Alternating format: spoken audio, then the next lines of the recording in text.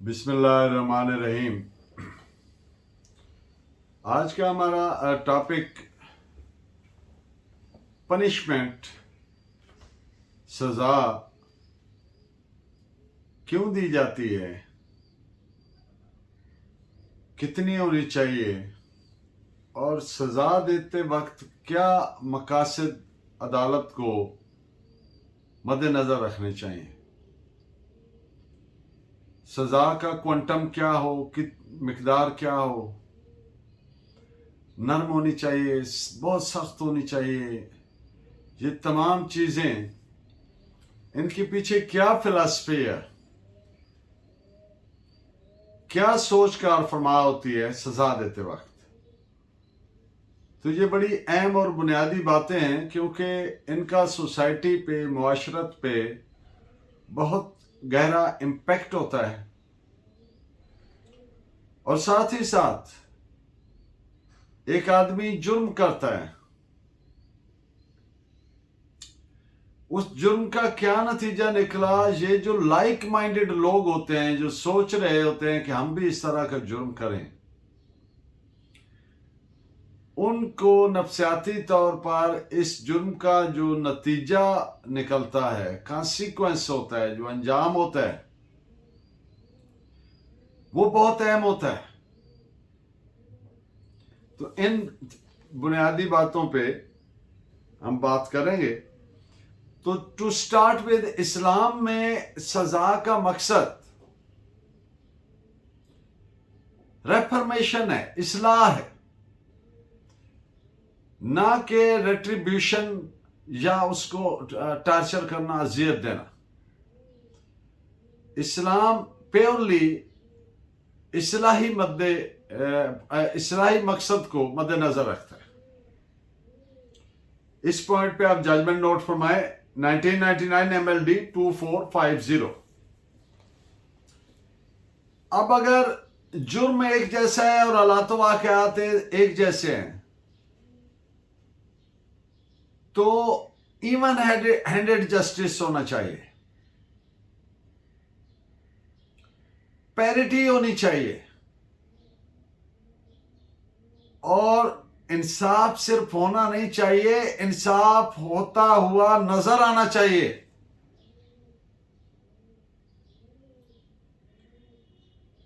तो यानी सबके लिए एक जैसा होना चाहिए। पैरिटी से बना दे एक जैसा।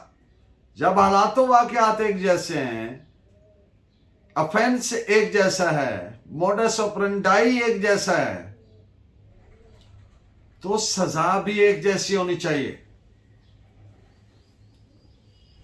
वरना मुआशरे में वो ऐसे जज्बात फीलिंग होते हैं, डिस्क्रिमिनेशन के फीलिंग्स आती हैं कि इम्तियाजी सलूक किया गया। इस पॉइंट पे AIR 1952 सिंध 143। जैसा कि मैंने अर्ज किया कि सजा देने से क्या मकासद है सजा देने के। मसलन एक आदमी तो कत्ल हो गया, दूसरे को खुद फांसी लगा दें, तो मकसद क्या है सजा देने का। बुनियादी तौर पर सजा के जो मकासद, जो थीरीज हैं, जो कानून के तालिब इल्म हैं वो जानते हैं। रेट्रीब्यूटिव थ्योरी हो गई, प्रिवेंटिव थ्योरी हो गई, रेफर्मेटिव थ्योरी हो गई वगैरह। तो इन थ्योरीज में जो चीज़ें डिस्कस की गई हैं, उनका खुलासा ये है कि नंबर 1, सजा को डेटरेंट बनाना, डेटरेंस कर देना उसको, जिसको उर्दू में करीब तरीन लफ्ज है इबरतनाक बना देना।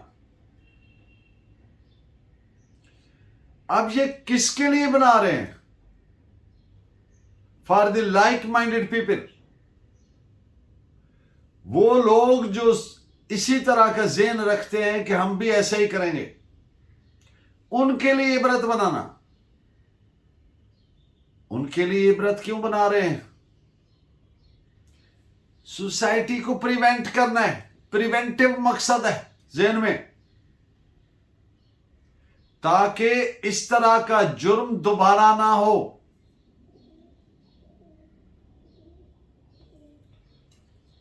और जो मुजरिम है, जिसने जुर्म किया है, उसको कैद में ऐसे हालातों वाकयात से, ऐसे हालात से गुजारना ताकि उसकी इस्लाह हो। रेफर्मेटिव व्यू रखा जाए। और जो रेट्रीब्यूटिव थ्योरी है, रेट्रीब्यूटिव लिटरली मीन्स के मकाफाती कह लें, यानी आंख के बदले आंख, जान के बदले जान, यानी जो अमल किया उसका कॉन्सिक्वेंस उसके मुताबिक भुगत लिया। It is one of the most ancient theory कि कत्ल का बदला कत्ल, जान का बदला जान, आंख का बदला आंख, दांत का बदला दांत। मुजरिमान को यानी कि बुनियादी तौर पर 3 मकासद हासिल किए जाते हैं। मुजरिमान की इस्लाह, रेफर्मेशन, सोसाइटी की प्रिवेंशन, प्रिवेंट करना, बचाना सोसाइटी में ताकि इस तरह के ना हो, और रेट्रीब्यूशन। अब जब एक जुर्म होता है तो जो उसके अफेक्टीज होते हैं, अफेक्टीज में सबसे पहले तो रियासत हो गई। रियासत इसलिए हो गई कि मुहज़्ज़ब मुआशरे में आप देखते हैं ना कि सरकार बनाम यानी स्टेट वर्सेस, तो ये स्टेट क्यों मुद्दई होती है? इसलिए कि स्टेट ने कानून बनाया कि कोई आदमी किसी को कत्ल ना करेगा, ये करेगा ये नहीं करेगा। जिस चीज से, जिस फेल से या जिस तरह के फेल से रियासत ने कानून साजी करके मना किया ताकि ये जुर्म ना हो, और जब वो रियासत के बनाए हुए उस कानून को कोई शख्स तोड़ता है तो सबसे पहले रियासत अफेक्ट होती है। रियासत ने जो एक कॉन्स्टिट्यूशन, जो डेमोक्रेटिक स्टेट्स हैं जहां पे फंडामेंटल राइट्स हैं और दूसरे राइट्स हैं, तो ये फंडामेंटल राइट है कि रियासत ने अपने शहरियों की जान और माल का तहफ़्फ़ुज़ करने का बीड़ा उठाया है, जिम्मेदारी ली है। तो जब किसी आदमी की जान चली गई या उसको नुकसान पहुंचा तो रियासत का बनाए हुआ कानून तोड़ा। नंबर 2, एक शख्स कत्ल हुआ, अब उसके जो अहल खाना है वो अफेक्ट हुए। तीसरा कौन अफेक्ट हुआ? वो गली, वो मोहल्ला जहां पे वो खबर गई, वो शहर। अगर दुनिया पे चली गई तो पूरी दुनिया, जैसा कि आजकल मॉडर्न दौर चल रहा है, कोई वाकया होता है तो उस वाकया के असरात से, उस जुर्म से के असरात से मुआशरा अफेक्ट होता है। अब ये रियासत, जो विक्टिम फैमिली है, और मुआशरा, सोसाइटी, ये 3 डायरेक्टली उससे असरअंदाज होते हैं और इनके अंदर एक इंतकामी जज्बा पैदा होता है कि इस आदमी को ऐसे सजा दे देनी चाहिए, ऐसे। ये जो जज्बा है इसकी कोई हद नहीं है, ये बहुत शदीद है, इंटेंस होता है जज्बा। ये जो डिजायर होती है, तो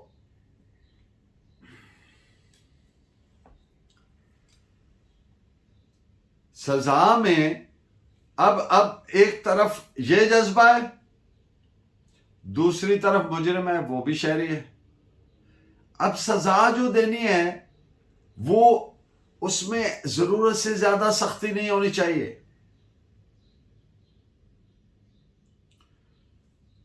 वरना उसका जो डेटरेंस का इफेक्ट है वो खत्म हो जाएगा।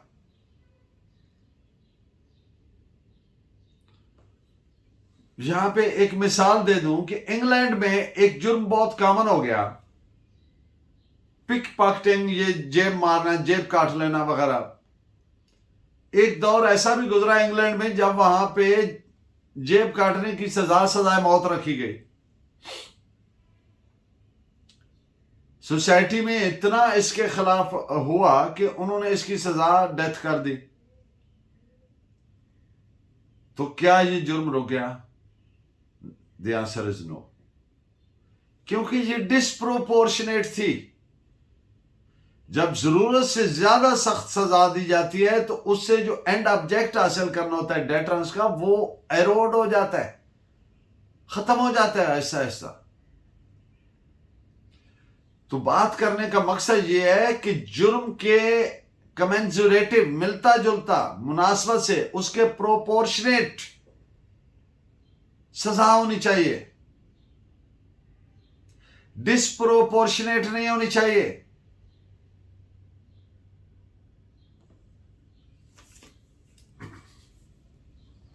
तो कितनी सजा होनी चाहिए, ये एक बड़ा ही मुश्किल और डेलिकेट, नाजुक काम है, टास्क है ये तय करना। क्योंकि एक साइड पे मुआशरा, विक्टिम, स्टेट, इनके वेंजेंस के जज्बात जो कि बड़े इंटेंस है, जो कि लिमिटलेस है, उन जज्बात को सामने रखना है। दूसरी तरफ डेटरेंस का अमल भी रखना है और रेफर्मेशन का अमल भी रखना है। तो ये सारी, और प्रिवेंटिव कि आइंदा ऐसा जुर्म भी ना हो, तो ये सारी चीजें मद्देनजर रख के जराइम की सजाएं तय करनी चाहिए, तय की जाती हैं बाय एनेक्टमेंट, कानून साजी के जरिए, ताकि मुआशरे की जो मॉरल वैल्यूज हैं, सोशल वैल्यूज हैं, उनको ना सिर्फ बरकरार रखा जाए बल्कि बेहतर से बेहतर उसको किया जाए। इन पॉइंट्स पे आप जजमेंट नोट फरमाएं। 1998 Pakistan criminal law journal, page 1946, double bench का फैसला है, डीबी का फैसला है। ब्लैक्स लॉ डिक्शनरी के मुताबिक word punishment has been defined कि किसी आदमी को कोई फाइन, पेनल्टी और कंफाइनमेंट, इम्प्रिजनमेंट, जो यानी किसी को कुछ जुर्माना, कैद वगैरह की जो सजा दी जाती है by the authority of law, अदालत अपने फैसले के जरिए देती है। यानी किसी एक्ट और omission which is prohibited by law, या कोई डेरिलिक्शन ऑफ ड्यूटी है, अपने फर्ज की अदायगी में अगर कोई कोताही है, तो ये this is the definition provided by blacks law dictionary. और लॉ लेक्सिकॉन में जो सेंटेंस की डेफिनेशन प्रोवाइडेड है कि ये टर्म क्रिमिनल लॉ में इस्तेमाल होती है, टर्म सेंटेंस। तो सेंटेंस की टर्म जो है ये बहुत अच्छे से उसको, उसके मफहूम को डिनोट करती है, जाहिर करती है। और अदालत जिसने ट्रायल किया,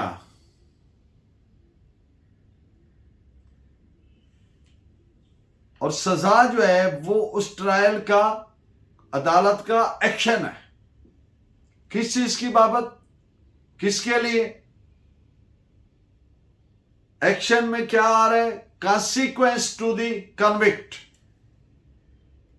मुजरिम को उसका अंजाम दिखाया जा रहा है, नतीजा दिखाया जा रहा है कि ये आपने अमल किया, ये इसका नतीजा है, ये आपने बंदे को कत्ल किया, ये आपको सजाए मौत का हुक्म हुआ।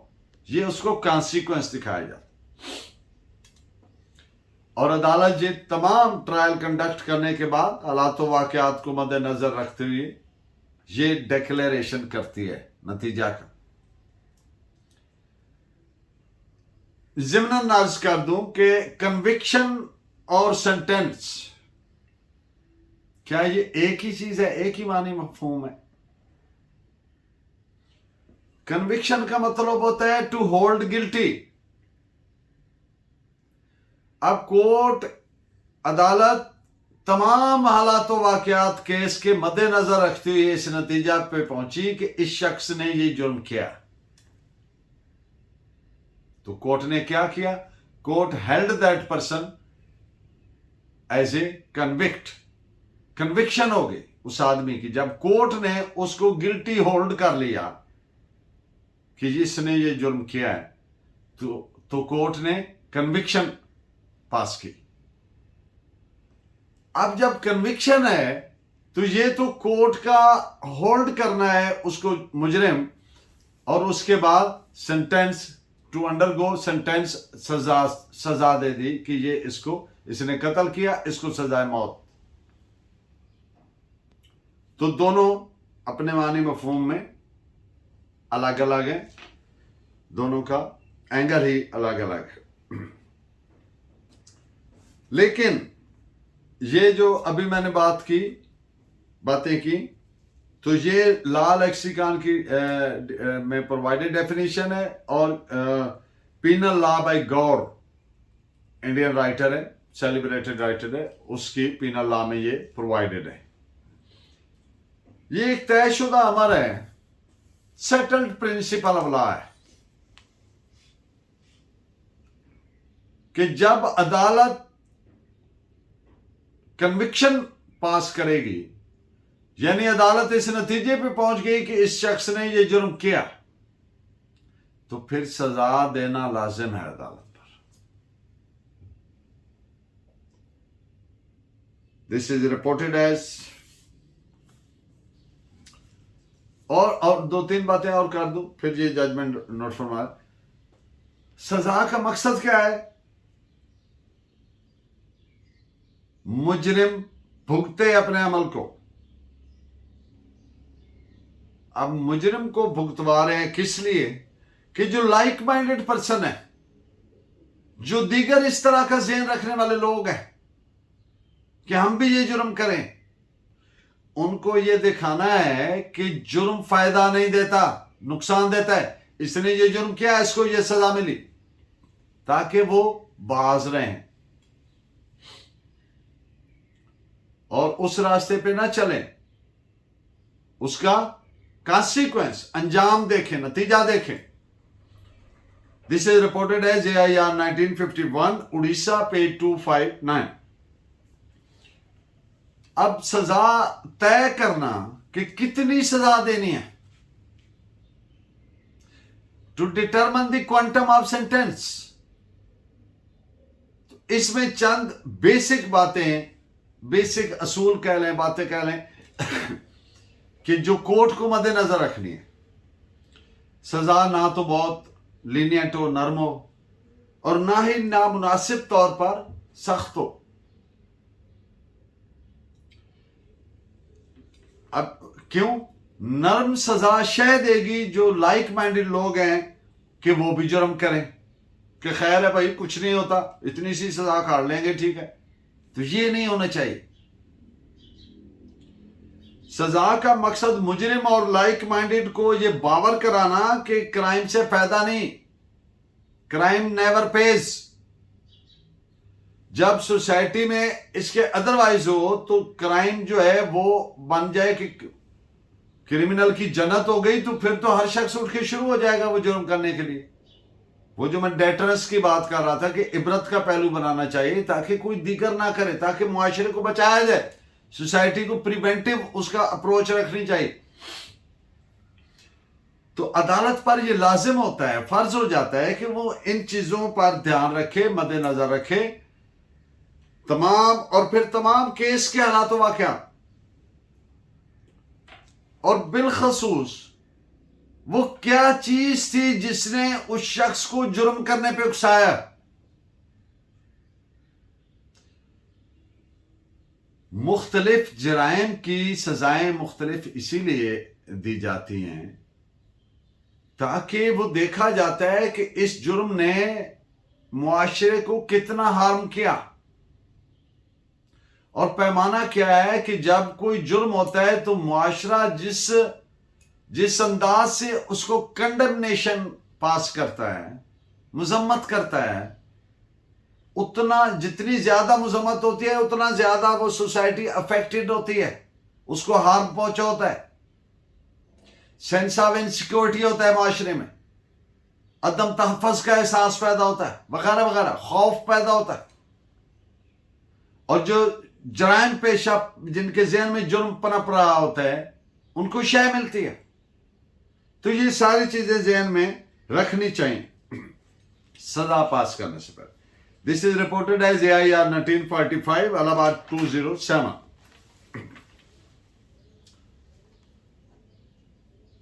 अनदर केस, ये अदालत जिसमें ये होल्ड किया गया कि अदालत पर लाजिम है कि प्रॉपर सजा दे जिसमें हर चीजें, जैसे मैंने पहले गुजारिश की, ये तमाम पहलू मद्देनजर रखते हुए हर जुर्म की नौइयत के मुताबिक, नेचर के मुताबिक और जिस अंदाज से जुर्म किया गया, मोडस ऑपरेंडाई। मिसाल के तौर पर एक मर्डर हुआ, अचानक वहां पे कोई प्रोवोकेशन हुई और कत्ल हो गया। एक सिंगल वो फायर लगा और कत्ल हो गया। ये भी एक जुर्म तो कत्ल का है, लेकिन एक है कि आदमी आया, उसके पास वेपन था और उसने वहां पे ब्रस्ट मारे और मरने वाले को देखा कि 30-40 गोलियां लगी। अब ये ब्रूटल मैटर है, यानी जुर्म करने का जो तरीकाकार है, जो अंदाज है, मोडस ऑपरेंडाई है, उसको भी सामने रखना है कि क्या ये सडन प्रोवोकेशन में हुआ है, अचानक इश्तियाल में आके हो गया है, या ये ब्रूटल और कैलस मैनर में सफाकी से हो रहा है। तो जो अब इत्तेफाक से हुआ है वहां पे थोड़ी नरमी रखनी चाहिए, और जो कैलस और ब्रूटल मैनर में हो रहा है उसको फुल डोज देनी चाहिए, तभी तो डेटरस बनेगा ना। इबरतनाक तो तभी होगा, इबरत तो तभी पकड़ेंगे लाइक माइंडेड, और सोसाइटी में भी एक तहफ़्फ़ुज़ का एहसास पैदा होगा। This is reported as AIR 1983 supreme court page 172। इंसाफ के तकाजे पूरे करते वक्त सजा का जो क्वांटम है उसको कभी तजावज नहीं करना चाहिए। This is reported as AIR 1969 Calcutta page 132। और in the end of today's lecture, मिसाल के तौर पर अगर जुर्म की सजा सिर्फ जुर्माना है तो मसलन ये है कि 5 लाख तक जुर्माना, तो 5 लाख नहीं कर देना चाहिए, थोड़ा करना चाहिए। 5 लाख तक हो सकता है तो कोर्ट का डिस्क्रिशन है ना, तो कोर्ट ने डिस्क्रिशन इस्तेमाल करते वक्त वो चीजें सामने रखनी है कि ये जैसा कि मैंने अभी थोड़ी देर पहले कहा कि वो हुआ तो कत्ल एक हो गया इत्तेफाकन और एक हो गया ब्रूटल सफाक मैनर में, तो दोनों का अलग अलग। लेकिन अब अगर कोर्ट देखती है कि इस बंदे ने ये पहले भी जुर्म किया था, रेसिडिविस्ट है, रिपीट ऑफेंडर है, दोबारा किया है, तो फिर उसको भले कोर्ट फुल जुर्माना कर दे, लेकिन पहली गलती पे फुल ना करे। तो ये चीजें जहन में रखनी है। इस बात पे केस ला नोट फरमाए। AIR 1929 इलाहाबाद 919। वासिफ अली वासिफ साहब के पास वकील साहब गए और उन्होंने कहा मेरी रहनुमाई फरमाएं। मैंने पेपर दिए थे, एग्जाम दिया था, मैं सिलेक्ट हो गया हूं, मैं जज लग गया हूं। तो वासिफ साहब ने इंक्वायर फरमाया कि क्या इरादे हैं। तो वकील साहब जो जज हो गए, उन्होंने कहा कि इंसाफ करूंगा। तो वासिफ अली वासिफ साहब ने कहा मेरी रहनुमाई ये है कि रहम के साथ कीजिए। तो this is the basic concept of doing justice. Justice must be done but with mercy.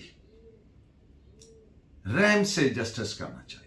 Thank you very much. Keep watching and guiding me by your valuable comments. Allah ne ke baad.